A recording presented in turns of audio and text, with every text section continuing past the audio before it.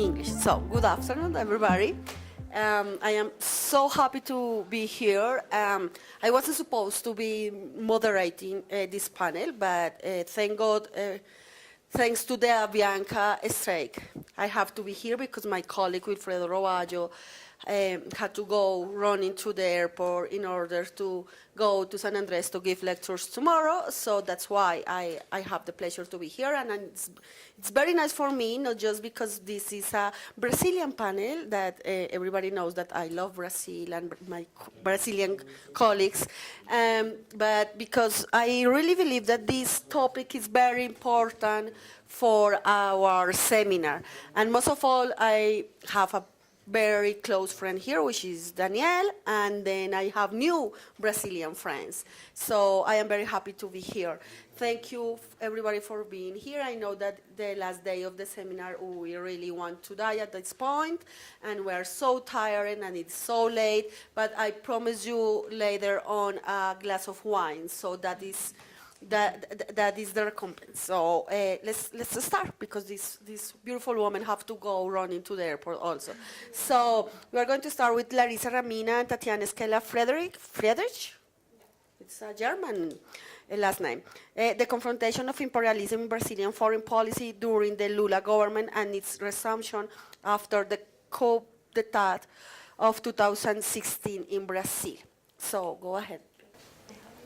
And good afternoon to all of you. In name of Paola Alvarado, I'd like to thank you for the opportunity to be here. It's such a pleasure for us to be in this university and this event. As you know all, we had a president, which was Luiz Inácio Lula da Silva in Brazil. And he made a huge social transformation in Brazil, including 40 million people, taking them out of poverty. And when he was finishing his second term, during the elections, I think all you know our singer, Chico Buarque, you know Chico Buarque. He said the following. He said, Presidente Luiz Inácio Lula da Silva e o seu governo fala de igual para igual. Ele não fala manso com Washington e nem fala forte com os países latino-americanos. And so I was thinking about this quotation of Chico Buarque, and I thought that he is a twailer because he denounces the colonization. So a country cannot speak like soft to a strong. Another strong country like North America, and he denounces also the neo-colonialism. So Brazil cannot speak strong with Latin America's countries. So it shows us how foreign policy, politics, law, and imperialism, neo-colonialism, and colonialism are together. So the point is that the President Lula, he made his successor, which was President Dilma, but she couldn't finish her second term because he had a coup d'etat. And all this program and all this campaign against imperialism has just finished in our country. So my colleague Larissa is going to talk about what's happening in Brazil right now. Okay. So hello everybody. Sorry. Okay. So since the arrival of Europeans in the American continent in the 15th century, colonizers and colonized established an asymmetrical relationship. This relationship underwent transformations in several historical phases until the independence of the colonies, and then it ended in the second half of the 20th century with the strengthening of the United States and its undeniable planetary hegemony in the immediate post-Second War. As a result of political and economic expansion of Europe, Brazil was inserted into several hegemonic structures of power, and therefore has always been subject to important internal inequalities and external vulnerabilities, experiencing great weakness before the most powerful countries' violence. These hegemonic structures of political and economic power resulted from a historical process, benefit the countries that integrate them, and aim at their own perpetuation.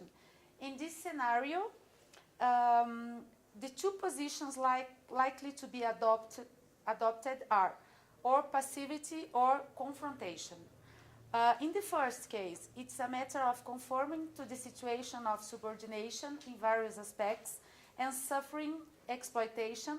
And in the second case, the price to be paid is a relation of continuous tension with the hegemonic structures, which will not easily give up and will always try to capitulate the rebels. For most of its history, Brazil has adopted the posture of passivity. Well, in the last century, Brazil suffered from authoritarian military regimes, opted not to participate in the non-aligned movement of Bandung, and pursued policies that oscillated between periods of strict Western alignment, anti-communism, and periods of lesser alignment. The insertion of Brazil in international system since the arrival of the Portuguese could be summarized as a situation of subalternity. As a rural country, archaic and without basic inputs for the industry, it could hardly have been different. Nevertheless, Brazilian foreign policy has achieved a diplomatic space on the international scene with the active and haughty Brazilian foreign policy implemented during the government of President Lula. In Portuguese, we say política externa ativa e altiva. Okay. Therefore, it defined both bold strategies of political and economic development to rebuild the Brazilian society that has been ruined by neoliberal policies inspired by the Washington Consensus during the late 20th century. The adoption of such strategies of economic, political, and military development has provoked the discontent of powerful states by threatening the perpetuation of structures and asymmetries of power. It's clear that the United States is the great challenge for Brazilian foreign policy, since Brazil is in its direct zone of influence. There are several issues that can lead to conflict situations, such as Brazil's own geopolitical situation in South, sub-regional and regional interests, which often conflict with U.S. interests, U.S. military exercises in regions close to Brazilian borders, operations against drug trafficking and terrorism, protectionism and commercial neo-protectionism, the Brazilian search for nuclear sovereignty, the undisguised interest of the U.S. in the Amazon, and the thesis about its internationalization, and more recently, the undisguised greed of the Brazilian pre-salt oil fields. The U.S. political strategy for Latin America consists in aligning the foreign policy of the Latin American countries with its own in order to count on its support and in maintaining regimes, whether democratic or otherwise, that guarantee the prevalence of U.S. interests. In turn, the United States economic strategy for the region is to keep Latin American markets open to exports based on neoliberal theories, especially theories of comparative advantage, agricultural specialization, and free trade, as well as preservation of their condition of dependence and economic subordination. In relation to Brazil, the general strategy of U.S. seeks to preserve friendly diplomatic relations between the two countries in order to maintain influence over the Brazilian elite, including by forming it in U.S. institutions, and to convince it of the benefits of hegemonic influence and U.S. leadership in Latin America.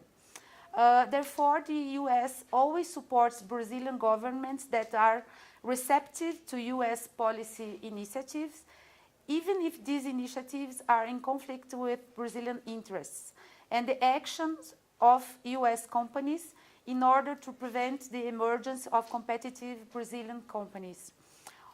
On the other hand, any country, however democratic, that has oil reserves and does not make them accessible to U.S. companies is targeted by imperialist actions.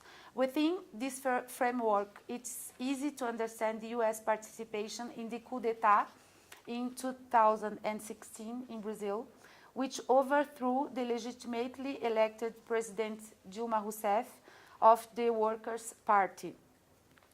Well, the last decade of 20th century witnessed the generalization of the neoliberal governments that succeed the military dictatorships in the American continent.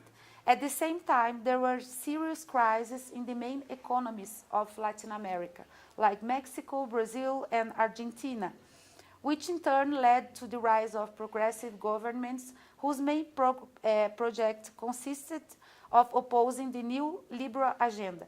And this was the case of President Lula in Brazil in 2002. Against new liberal governments, progressive governments re-emphasize social policies and differ in their decision on how to enter into the international market. They reject free trade policies with hegemonic countries and prioritize initiatives for regional and sub-regional integration. In the specific case of Brazil, after the rejection of the free trade area of the Americas, FTAA, proposed by the US, the accent was shifted towards the diversification of the Brazilian trade agenda, with the inclusion of intra-regional trade and the strengthening of Mercosur. The creation of the Union of South American Nations, UNASUR, is a reflection of this attempt to strengthen ties in South America. During Lula administrations, Brazilian diplomatic decisions recognized the essential importance of South America in the conduct of national foreign policy. At the same time, Brazil conceived the beautiful project of UNILA, which is the University of Latin American Integration, which intends to deepen the bonds between the Latin peoples, but at the same time preserving their cultural diversity. Needless to say, the government of Michel Temer is threatening to end with the project of UNILA. I'm going to talk about the coup now, the coup d'etat. So, quite different from the military coup of 1964 in Brazil, this coup d'etat, the 2016 one, was held by conservative and corrupt congressmen in order to remove from power a president elected by 54 million Brazilians on behalf of accounting irregularities. An alliance was made between parliamentary right parties linked to the military police, death squads and private militias, landowners and cattle ranchers, and the new Pentecostal religion fundamentalists, which are also homophobic and misogynistic. This sort of coup d'etat, we can call it white coup, had previously been tested in Honduras and Paraguay and was effective to remove presidents aligned to left policies, even if moderate.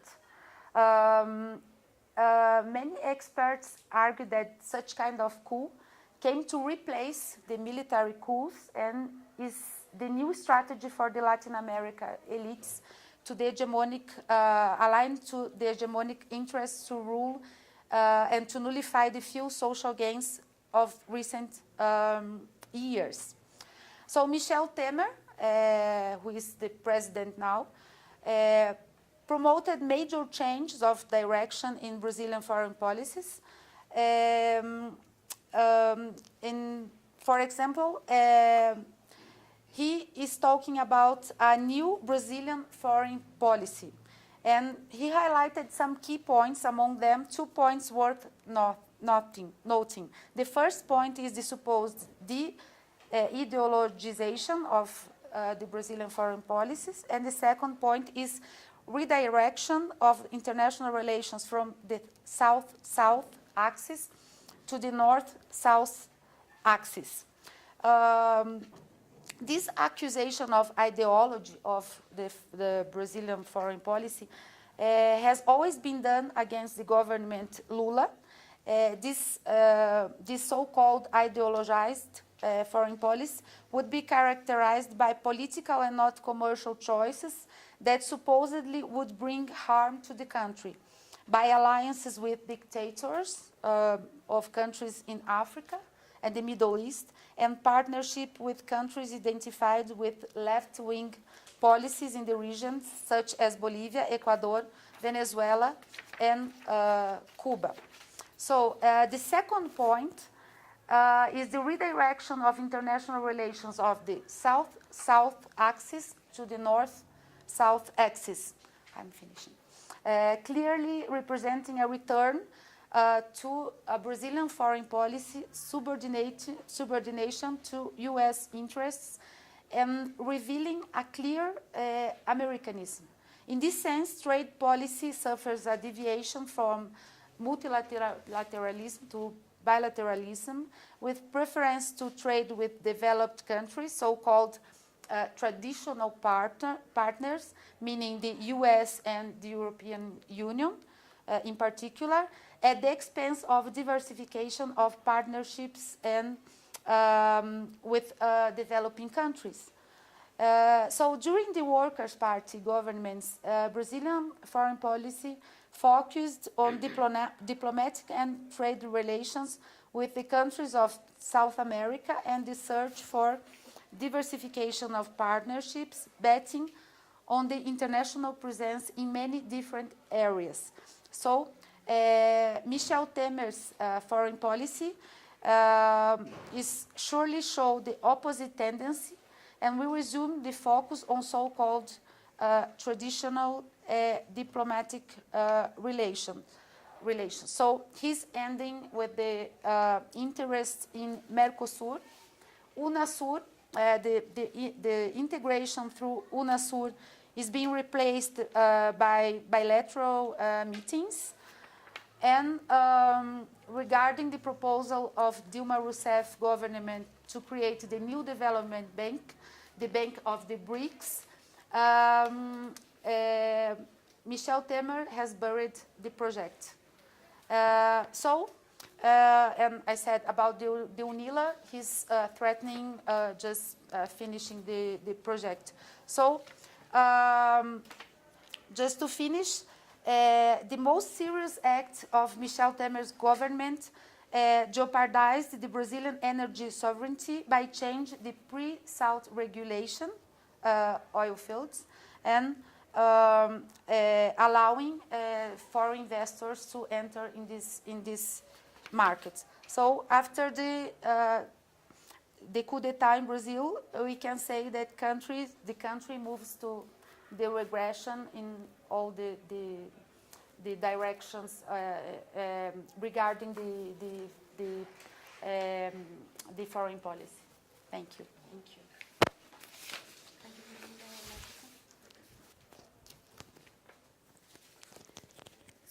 So, thank you very much, Larissa and Tatiana.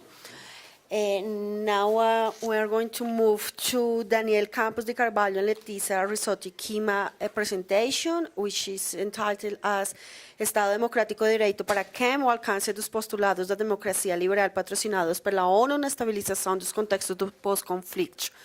Eu estou muito grata de ter você aqui, viu?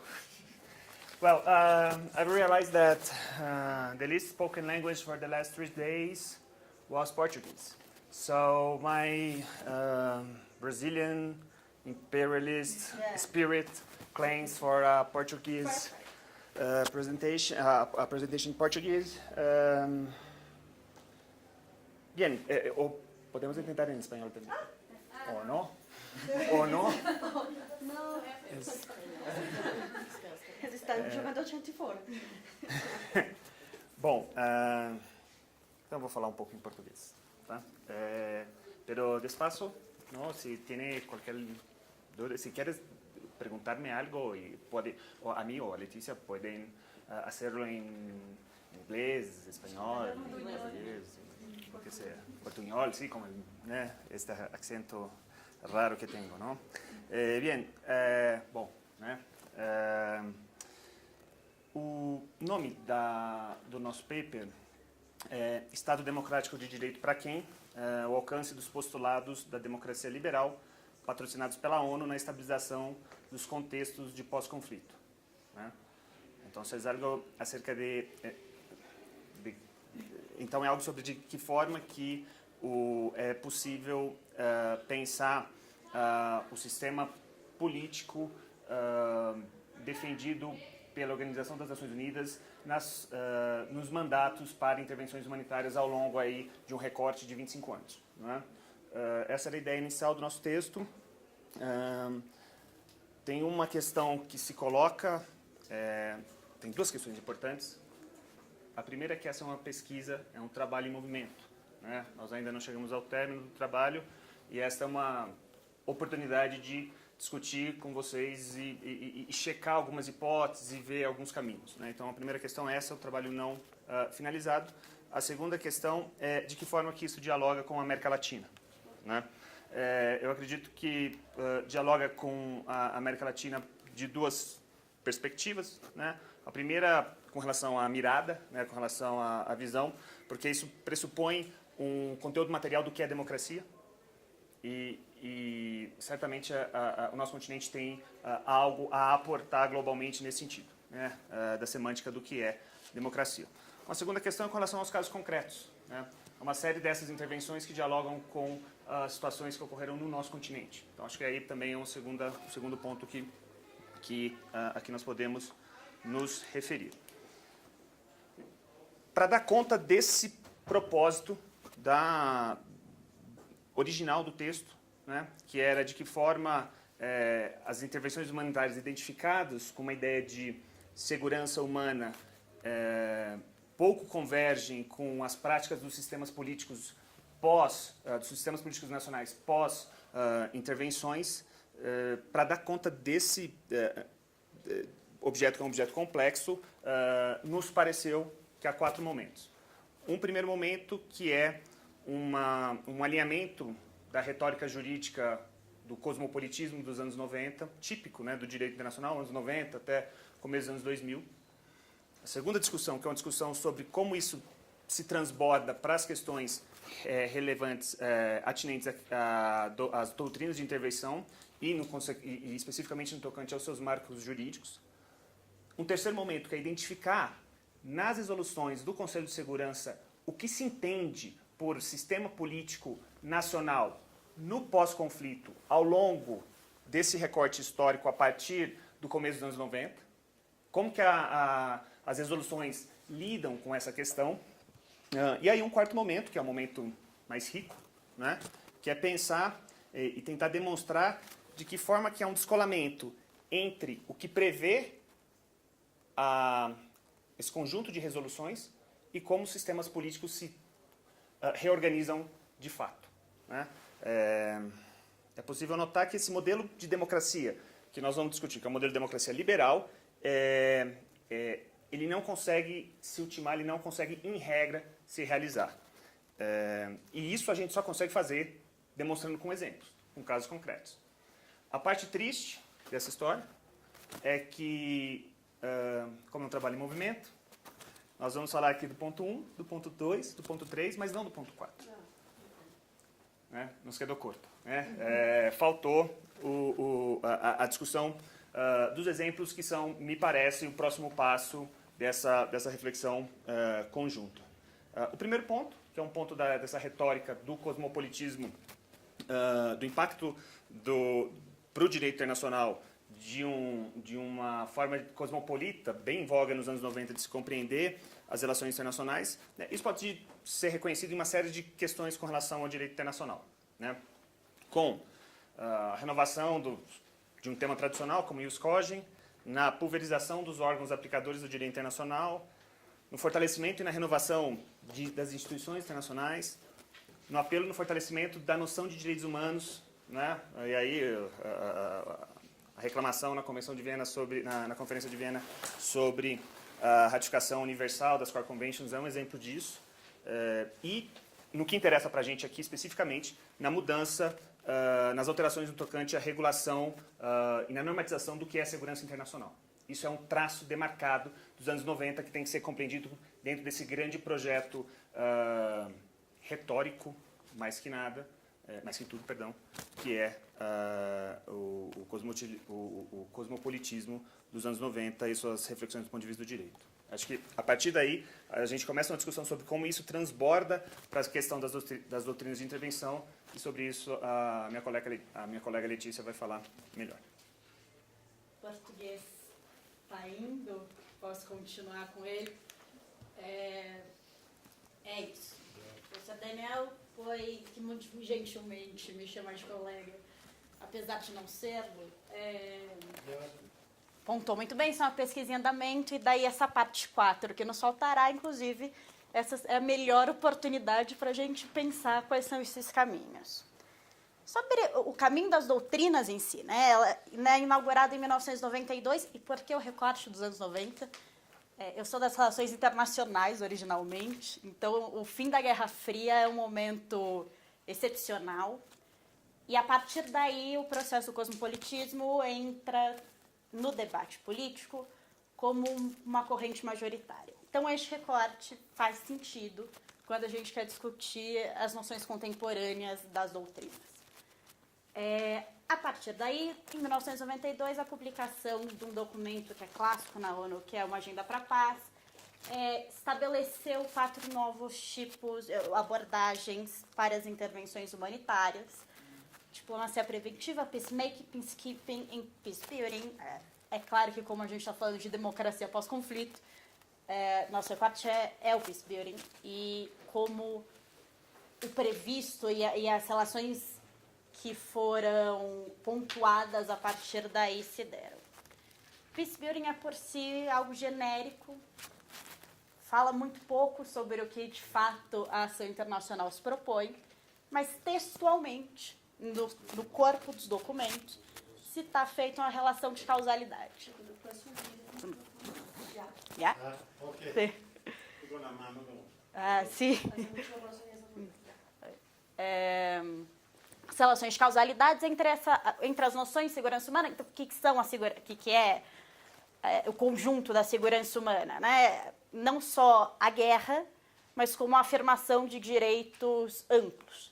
Então, de não violência, de alimentação. O painel anterior pontuou algumas dessas questões, de alimentação, de saúde, de prevenção à violência de gênero, e as interpretações são diversas. Essas são relações causais de que a segurança humana é por si pacificadora e que, portanto, a democracia como modelo abstrato, fonte da paz, é dada desde o primeiro momento. Desde então, se tem um processo de reafirmação dessa doutrina.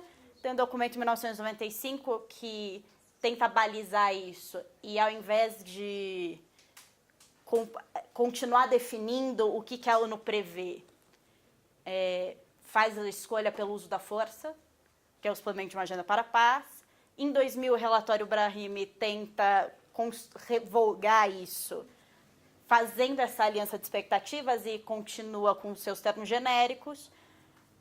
E o último desta linha foi 2015, com um painel de alto nível, que permanece neste processo, mas assume um novo léxico global. E começa a falar de desenvolvimento sustentável, de paz sustentável, de novos atores, e por novos atores a gente está falando dos agentes terroristas. É claro que no meio do caminho tem a formação do R2P, do Responsabilidade em Proteger, em português, que tenta mudar isso. E, de novo, é textual, porque para o pesquisador é ótimo, né, quando isso acontece. É textual a necessidade de se tentar descolar a ação internacional do que foi as intervenções humanitárias, exatamente pelo fracasso retumbante de alguns dos casos, como Bósnia, Ruanda, Somália e Kosovo entra também nessa leitura. O R2P tenta redefinir o que é soberania. E para a gente aqui, esse é um conceito muito caro, né? A partir daí ele dá 3 significados. E os 3 se resumem na noção de que os estados e seus agentes são responsáveis pela segurança humana de seus nacionais e cidadãos. É claro, a partir de conceitos sobre segurança humana, ainda que não se definam exatamente o que é isso. A partir de conceitos que você pode aventar numa democracia genérica, ampliada e mínima, ou seja, eleições diretas. E isso começa a tentar se reformular numa relação de motivo para intervenções. É claro que isso não foi muito difícil de pensar que isso é uma relação de expressão imperialista e, obviamente, esse processo não foi aceito. Em 2005, na reunião mundial dos 60 anos da ONU, a reformulação nos 4 tipos já definidos pelo direito internacional foi fundamental para que houvesse a aceitação unânime pela Assembleia Geral. Os 4 tipos de crime ali são genocídios, crimes de guerra, crimes contra a humanidade e agressão. Obrigada. E daí isso tenta ser reformulado. É claro que esse processo de aceitação política não funcionou, mas o que para a gente importa aqui, de fato, para além da trajetória histórica, é que o grande marco é que o sistema político vira formato de relação, tanto consequência da paz, quanto motivo para essa intervenção. E em termos jurídicos, a grande retórica é que a democracia faz parte do opinião iuris global. Isso eu acho muito problemático. Acho que a partir daqui, o professor Daniel pode continuar a reflexão, mas acho que é isso. Né? Fazendo uma arqueologia das resoluções que embasam as intervenções a partir da década de 90, é possível reconhecer que elas criam uma compreensão do que é o sistema político democrático pós-conflito. Tem 3 características, que são as características que vão se consolidando como sendo aquelas almejadas pelo sistema ONU, né, pela ONU especificamente, né, nas resoluções do Conselho de Segurança, com relação ao que é a democracia nos estados pós-intervenção. Esses 3 elementos são eleições livres, instituições responsivas e, em menor escala, direitos humanos. Né? No tocante a eleições livres, isso está presente desde a Resolução 872 de Ruanda até a Resolução da Líbia em 2011. Né? Passando por a Resolução 888 de 1993, a Resolução 818 de 93 também, a Resolução 1410 de 2002, a Resolução 1740 de 2007, enfim. Esse passa a ser a questão da eleição livre, ainda que de uma forma muitas vezes abstrata e ambígua, passa a estar presente nos textos das resoluções, né, e nos mandatos das ações em campo. Uma segunda questão específica é com relação a instituições responsivas. E o que é mais citado nesse sentido é um judiciário eficaz, né? Há casos em que se fala no surgimento de comissões da verdade, ou mesmo de estruturação de uma força policial eficaz, mas o que é mais central, o que é mais recorrente é a existência do Poder Judiciário. Está presente na Resolução 814, no caso da Somália, na Resolução 888 e na Resolução 1410 do Timor. A questão dos direitos humanos, que é uma questão menos frequente, ela aparece explicitamente em alguns momentos, e talvez os mais emblemáticos nesse sentido sejam a Resolução 1410 e a Resolução 888. Enfim, a partir dessa análise, é possível reconhecer que o que foi se sedimentando no âmbito da atuação do Conselho de Segurança para a compreensão da democracia pós-conflito e que, de uma certa forma, passa a estar no mandato das ações de intervenção humanitária são, então, eleições livres, instituições responsivas e direitos humanos. Bem, obviamente que aí tem um problema, né? Aliás, tem alguns, né? Primeiro que a estandarização, né, de criar esse modelo e especificamente criar especificamente esse modelo não responde às especificidades locais, né? Isso cria um problema de eficácia.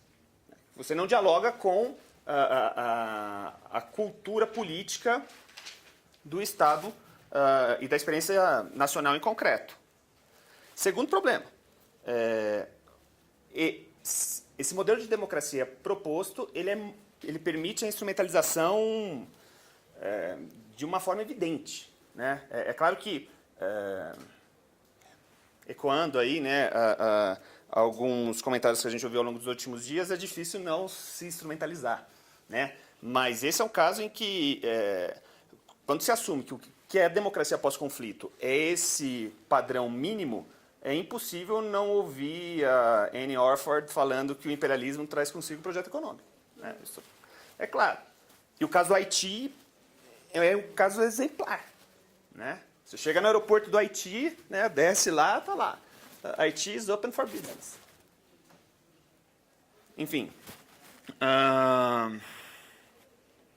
Tem um terceiro aspecto aí que é interessante de se pensar, é que se há um grande adágio, né, que uma das fontes da manutenção da segurança nacional e até mesmo internacional é um sistema político democrático. O sistema político democrático é um grande imunizador, é uma grande garantia. Quanto mais vigoroso for a democracia, mais difícil de se ter um conflito e de se ameaçar a segurança nacional. Isso cria uma contradição evidente, que é o que gera esse padrão mínimo de democracia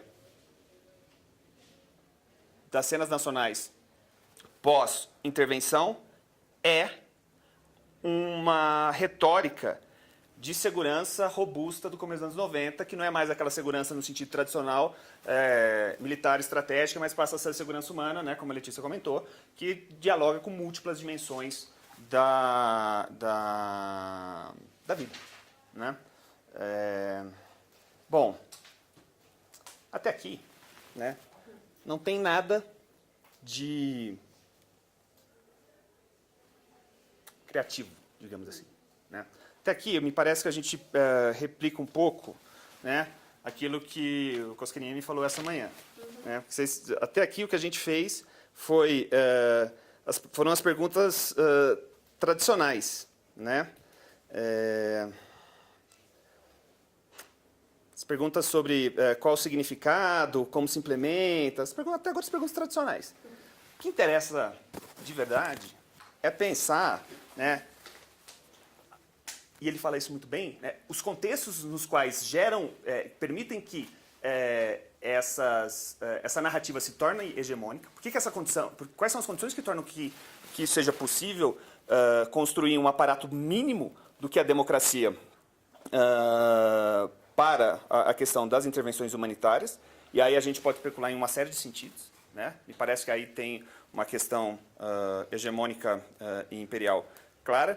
mas eu ouso, Paula, fazer uma fala que é a seguinte, acho que depois a Letícia vai querer amarrar, mas me parece que esse standard, que é um standard mínimo, esse conjunto de normas, né, essa concepção do que é democracia pós-conflito, que está normatizado nas resoluções do Conselho de Segurança, que é frágil, que é insuficiente, que permite a instrumentalização, que é uma via para o imperialismo, ela não é um mal em si, né? O direito, falar que o direito não é um bem em si, né? E falar que o direito, essa argumentação que o direito é um bem em si, dizer que ele é uma farsa, e isso é verdade, não significa que sempre o direito vai ser o mal. Né? E essa me parece que é uma das grandes linhas de argumentação do que os três grandes painelistas desses últimos dias defendem. Né? De que forma que o direito tem uma plasticidade, de que forma o direito pode ser utilizado para construção e para transformação da realidade. Esse aparato mínimo ele tem que ser adensado, ele tem que ser disputado, ele tem que ser transformado. Bien, muchas gracias. Creo que ustedes se tienen que ir, pero ¿tienen 5 minutos? Sí, sí, sí. Vale. Como...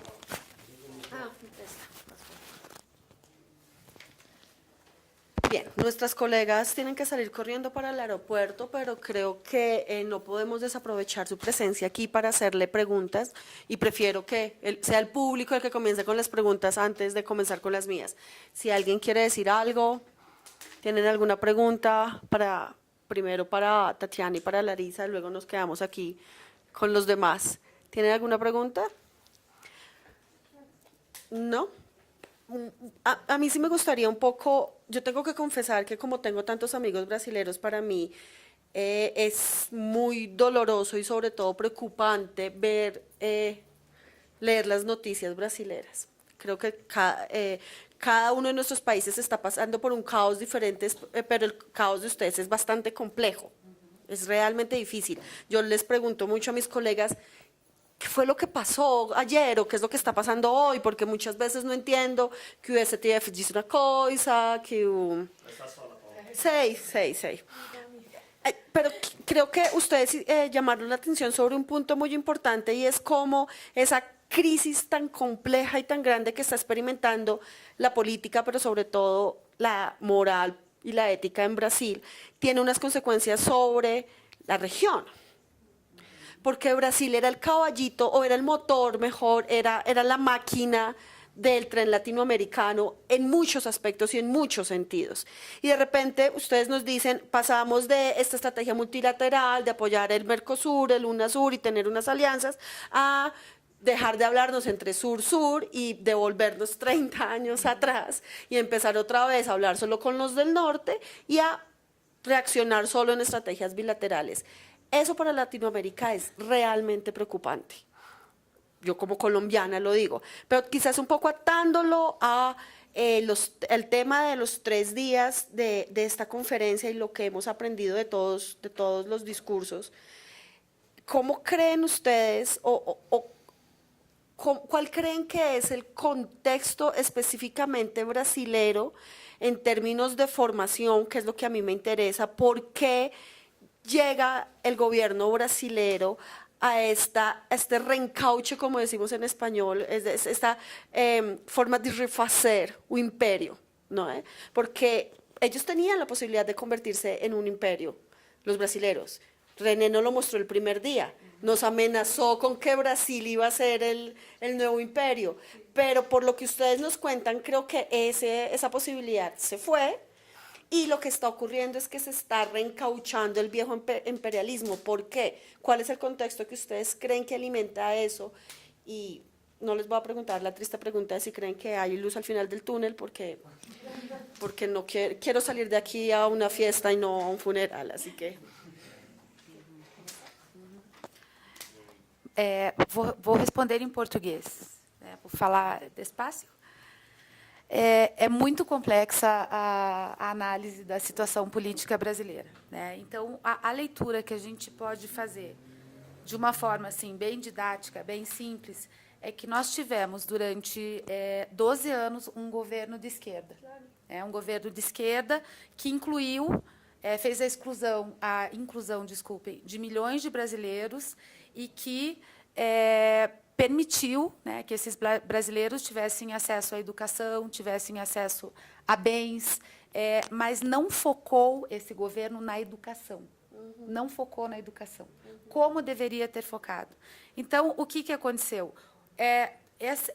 Esses milhões de brasileiros que foram incluídos pelos governos de esquerda não foram conscientizados dessa inclusão, certo?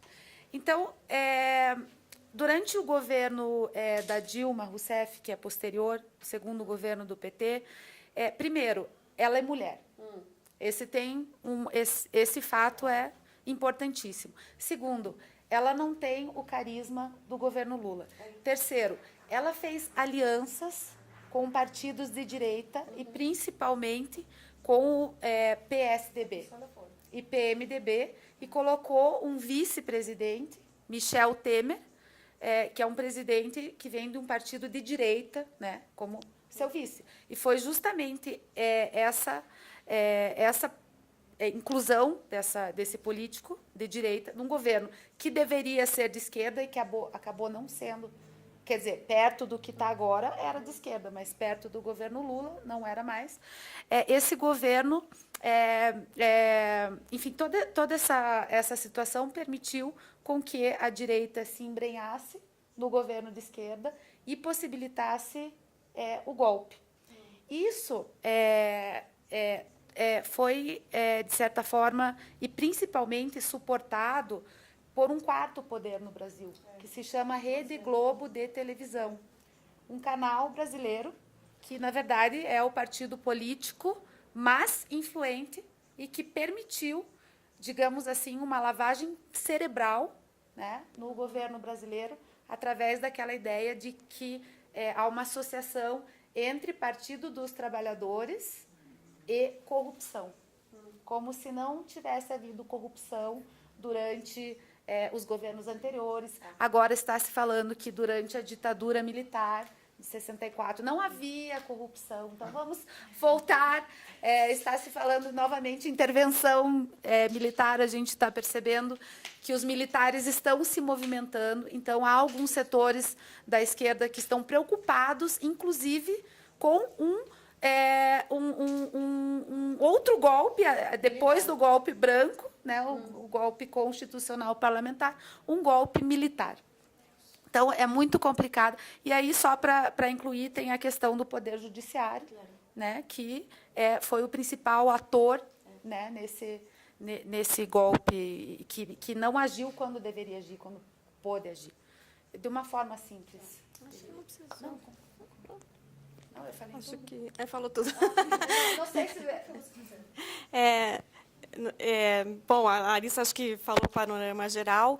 Para vocês terem uma ideia, o Brasil vivia um governo centro-direita e o Lula vinha consecutivamente perdendo as eleições. Quando o Lula ganha a eleição, ele ganha contra um candidato chamado José Serra, que tinha exatamente a pauta de ALCA, fazer parte da ALCA, com os Estados Unidos, não fortalecer o Mercosul, privatização, livre comércio e relações norte-sul e nunca sul-sul. Essa era a pauta, né?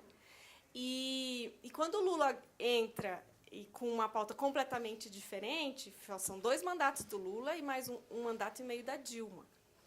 Quando acontece toda essa conjuntura que a Larissa falou e é feito o impeachment da Dilma, né? Então, travestido de constitucional, porque como o impeachment está previsto na Constituição, ele é constitucional, sem analisar, né, todo o contexto.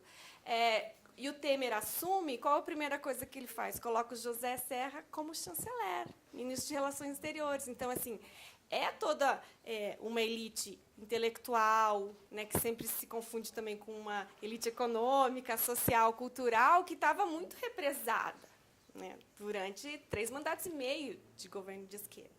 Então, o que eles vêm exatamente para resgatar um governo que vai o quê? Privilegiar os seus interesses, e não daqueles 40 milhões que teriam saído da linha da pobreza e muito menos numa perspectiva latino-americana, né, de emancipação do Brasil e do nosso povo, em questão de soberania popular. Então, esse é o panorama, né? Então, a gente está tão perdido quanto você. Mas, assim,